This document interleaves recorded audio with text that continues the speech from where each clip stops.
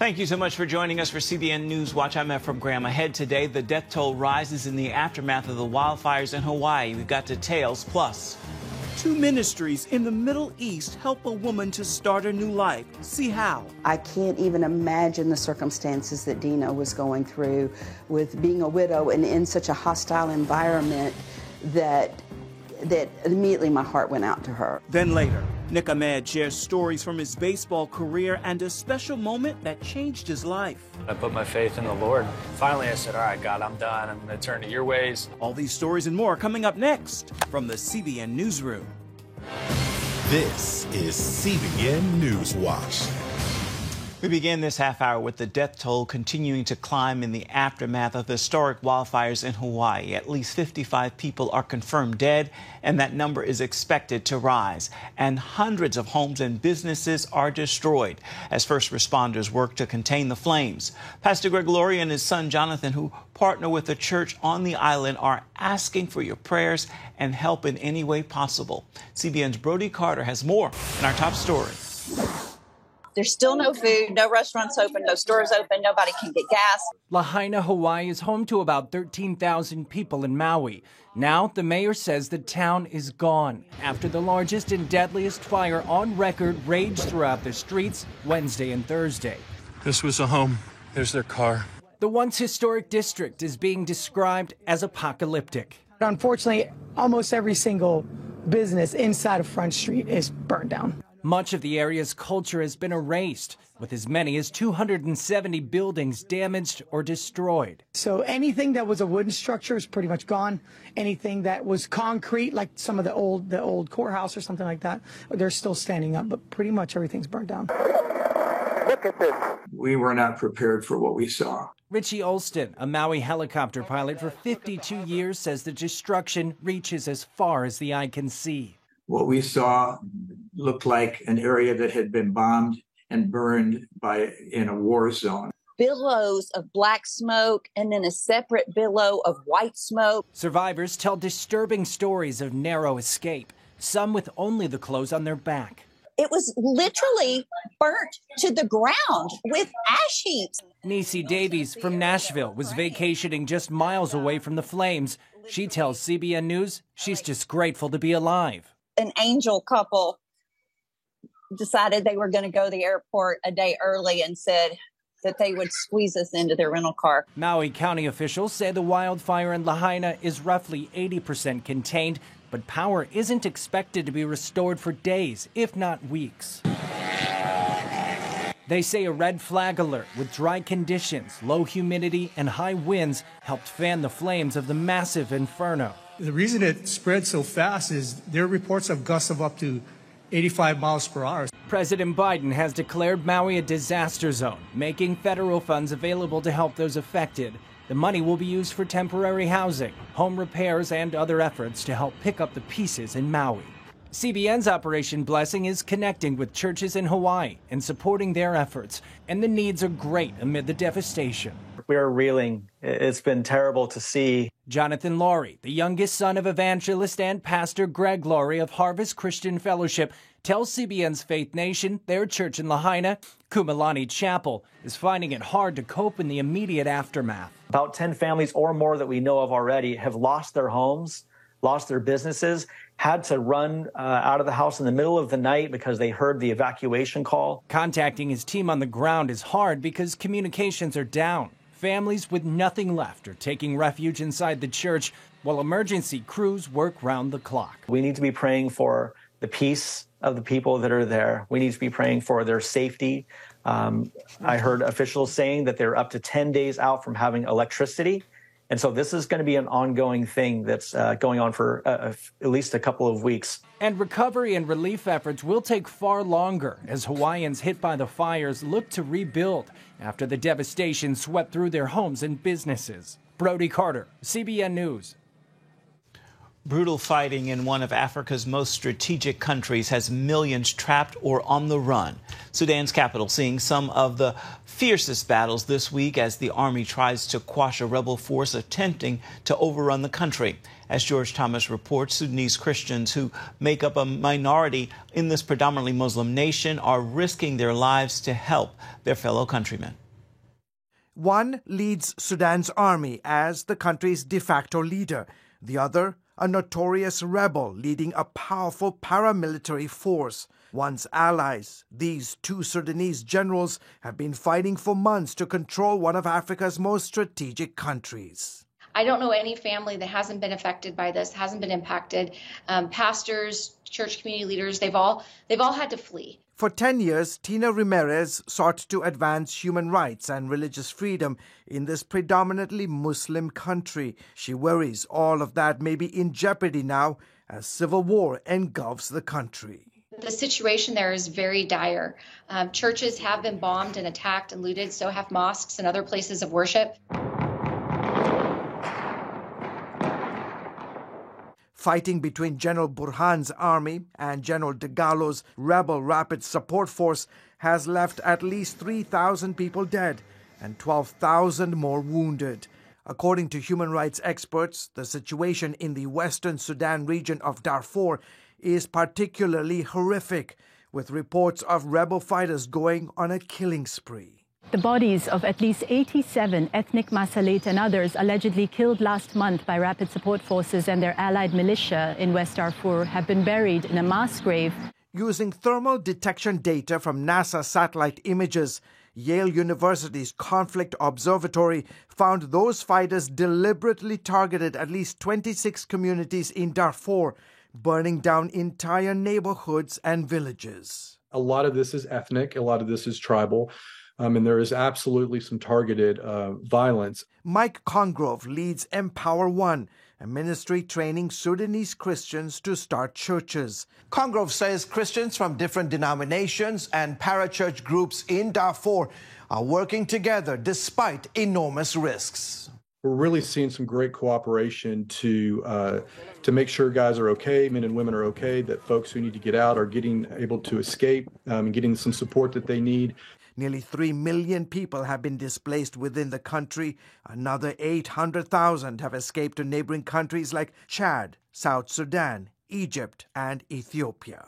As they are trying to flee the city into the Nuba Mountains, part of South Sudan, over into Chad and other areas, the streets are lined with dead bodies. Meanwhile, the UN says the country's healthcare infrastructure is collapsing, with 80% of the hospitals now out of service. Hospitals have been taken over by the RSF and these other forces. The medical supplies have been targeted and attacked.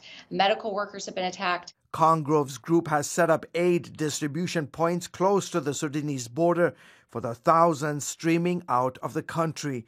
He's asking people around the world to pray for a ceasefire, and especially for those who've decided to stay and help their countrymen. And I just was on a call over the weekend with a key leader in Darfur. And he said, I want to keep reaching people for Christ. And he's someone who hasn't left. And a lot of people have. And he's intentionally staying in and surrounded by fighting, and he's asking for prayer. George Thomas, CBN News. Back here at home, Mike Pence has now qualified for the first Republican debate, reaching the 40,000 donor count requirement with just under 2 weeks to go. The dynamics of who will be on the debate stage are coming into a clearer focus. CBN chief political analyst David Brody breaks it all down.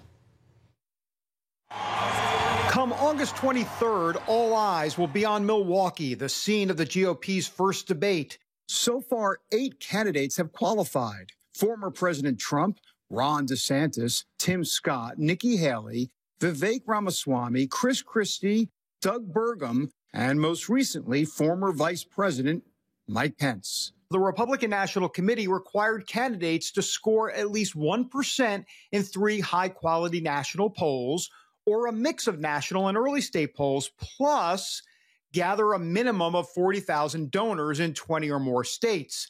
A big question remains, though, whether the clear frontrunner will even show up. The latest New York Times Siena poll shows Donald Trump crushing each opponent across almost every demographic group. One of his challengers, Nikki Haley, told CBN News she understands why he may not show up. Donald Trump is thinking he just may skip the first debate, maybe both debates, the one in California as well. What do you make of that type of talk? It's his decision to make. I think that, you know, at the end of the day, he probably sees that it would do him more harm to get on a debate stage than not. Give folks like you and others oxygen? Well, I think that, you know, at the numbers he has now, why would he go get on a debate stage and risk that? But, you know, he'll have to make that decision when he wants to. And at the end of the day, I think the American people will want to see him on that stage. I think they'll want to see all the candidates on the stage. So while Trump keeps the field and voters guessing, here's what's happening with the rest. A Trump vacancy could be a needed opportunity for Ron DeSantis, currently polling second. While he's struggling to gain traction, the candidate polling the highest will be placed center stage, and that means DeSantis would have prime placement if Trump skips. Then there are the rest hoping for a breakthrough moment. Tim Scott, Nikki Haley, Doug Burgum, and Vivek Ramaswamy, who has seen his poll numbers rise recently, possibly due to his vocal defense of Trump during his legal troubles. On January 20th, 2025, if I'm elected the next U.S. president, to pardon Donald J. Trump for these offenses in this federal case. As for the wild card, look no further than Chris Christie, otherwise known as the Trump wrecking ball. While he would likely remain the main attack dog against the former president, the question is whether it will stick against Trump's Teflon nature. That brings us to Mike Pence, who's been separating himself from his former boss after the latest indictment on charges of trying to overturn the 2020 election. I really do believe that anyone who puts themselves over the Constitution should never be president of the United States. And anyone who asks someone else to put themselves over the Constitution should never be president of the United States again. David Brody, CBN News, Washington.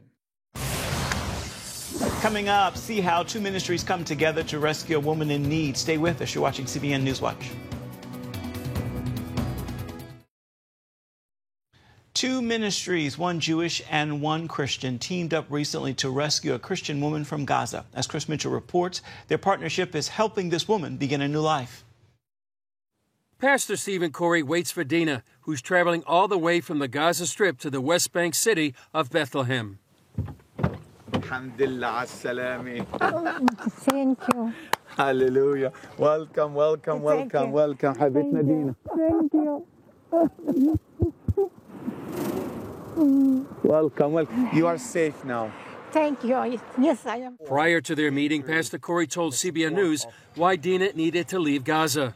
A Muslim man murdered her Christian husband over a piece of property. What started off as a little dispute of this is my store as a storefront, as a Christian-owned storefront, led to him saying that, well, I'll just take it from you. And that led to him being stabbed 7 times, leaving her with no kids, no one. She was all alone. And we helped her get out of Gaza, escape Gaza as under humanitarian flagship. What may have happened if Dina had stayed in Gaza? Reports have come to us from her and the people around her that she was next, most probably, on the target list. That's when David Nekroutman of the Isaiah Projects, a ministry helping Christians discover the Hebraic roots of their faith, joined Pastor Corey. But we felt because she has no kids in Gaza, her family lives outside of Gaza, for her to be a 61-year-old widow living by herself, surrounded by some radicals in her neighborhood, the safest thing for her was to get out of Gaza. Janet Kane is CEO of the Isaiah Projects. Immediately, I made a connection. Being a widow myself, I can't even imagine the circumstances that Dina was going through with being a widow and in such a hostile environment that immediately my heart went out to her. And so I said, yes, we'll do whatever we can to help her and to meet her needs and get her through this stage. Pastor Corey, Nekroutman, and Kane plan to stay by Dina's side as long as necessary and see her as a voice for the persecuted. And we're seeing her future to be a voice, not only for the widows and widowers, but to be a voice for those that are suffering for their faith because of what she's gone through, her experiences, and her standing strong in Gaza and not backing down from truth. She's a voice, she's bold, she's courageous. Actually, it empowers the community to be bolder and stronger. So that's our hope, that's our heart, and we need right now people to stand with us to help us envision, secure the next 2 to 3 years for her. Why did you feel so compelled to really help Dina? Many people ask me this question. I'm like, as a Jew living in Israel, I always say covenant land comes with covenant responsibility. I can't be who I am as a steward in this land that has sovereignty and partial of this land unless I help out the other. I would say most of our commandments in the Hebrew Bible is rooted in that principle of understanding the other. So if you have a marginalized community here in the Holy Land, and specifically in Gaza, where you have less than 1,000 Christians living there amongst 1.8 million Muslims, and they're not first-class citizens, they're second-class citizens, wouldn't it be my duty to help? So when you ask me a question like this, I'm like, of course you help. That's what you're supposed to do. That's what I was brought up and how I was raised. First and foremost, we always covet everyone's prayers because that is what paves the way for anything we do here. And we need your prayers and support. And like I said, the other night I was with Dina personally, and I will never forget her grabbing hold on me and saying, please don't forget me. So that's what I ask our supporters to do, not to forget this woman in need. And of all the scriptures that is repeated the most is to care for the orphan, the widow, and the sojourner. And so that is what we're doing. We're actually carrying out the commandment of scripture right here in the Holy Land. Chris Mitchell, CBN News, Jerusalem. As a veteran of 10 pro seasons in baseball, Nick Ahmed has witnessed his share of the unusual. Still, there's one game that sticks out in particular. He was standing out at shortstop between innings when he did something that he had never done before. He gave his life to God. Tom Buring has the story. Flourishing in the Phoenix Desert is a familiar Arizona Diamondback. Nick Ahmed is a two-time Gold Glove shortstop whose consistent veteran presence brings poise and purpose to an emerging young contender in the National League West, embracing his own personal transformation that's deep enough to give traction to a game and career that are both still evolving. The changes this year, pitch clock, larger bases, easier or more difficult transition for you? The pitch clock was definitely something to get used to, the much quicker tempo, getting in and out of the batter's box, in between pitches, the defensive shifting as well. So playing the infield, that's had an effect on me a lot. Having only two guys now on each side of second base and having to stay on the dirt, it's definitely been an adjustment. There's more base stealing this year, which is exciting, especially having a young team with speed. Most guys are enjoying the different style of play. Better for the game? I think the pace for sure. 25, 26 minutes on average quicker is the normal game time right now compared to the last couple years. You know, you multiply that over like 162 games and it's like 40 extra games. So that's definitely a good benefit for players and fans as well. Gold Glove shortstop. What do you think would surprise us most standing in your cleats for that in-game experience? I think the preparation that goes into it. For a night game at 6:40 tonight, most guys got here to the ballpark between 1 and 1:30. You go to the weight room, you get a workout in, take care of your body. We go to the video room, have film sessions, we have meetings. Guys are out here right now taking ground balls, pitchers are throwing, working on their pitches. We take batting practice. We do it again real quick right before the game. So I think it's how much preparation goes in each and every day. You're in really rare territory, long major league career. This is a young, emerging, talented team. The more veteran you become more transparent to pour into them. Yeah, 100%. I think that's a role that I've enjoyed the last couple of years, knowing how many young guys we have coming up and just trying to be there for them and to say, hey, man, how are you doing today? And there's a lot of pressure to perform. Every game seems to matter a lot. And some guys get caught up in that and they get their identity really wrapped up in what they're doing. So that's one of the real difficult challenges of our game, where everything is on a platform and it's on television and you know, fans are booing you if you don't do well. I've been through a lot in this game and in life, and I really relish and appreciate the opportunity to pour into the next generation. Your approval, deep within, where does that come, Nick, for you? Yeah, for me, it comes from the Lord right now. I don't have to go out and perform to earn God's love, which early on when I was a child and coming up through the minor leagues, I felt like I needed to succeed and achieve to be validated in who I was. God taught me that early on, that performance-based identity is really toxic. And he just taught me a new way of living and a new identity. The way the story goes is you were very intentional between innings in that minor league game. Yeah. Of heading out to your spot, praying a prayer that changed your life. Yeah. I put my faith in the Lord. It was during a minor league baseball game, actually on the field during a game.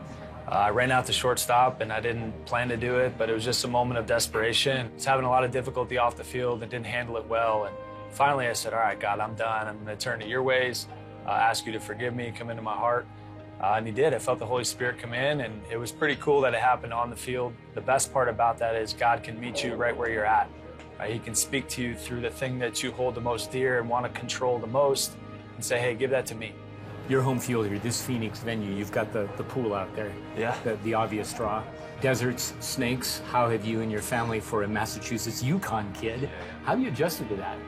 The heat in the summer is something I'm still not accustomed to. I think when we have a water break and try to come back out, but we've never had any real issues, and we enjoy living here. Let's talk about the water. Jesus referred to himself as living water. Practically, how does he become that for you? Even when people succeed in this job and succeed in whatever they're doing in life, they feel like they have to wake up the next day and do it again and do it again and do it again. But Jesus is the living water. He's already loved us and given us everything we need. Just coming in for refreshment, for renewal, is something that I really enjoy doing, and I don't know where I'd be without it.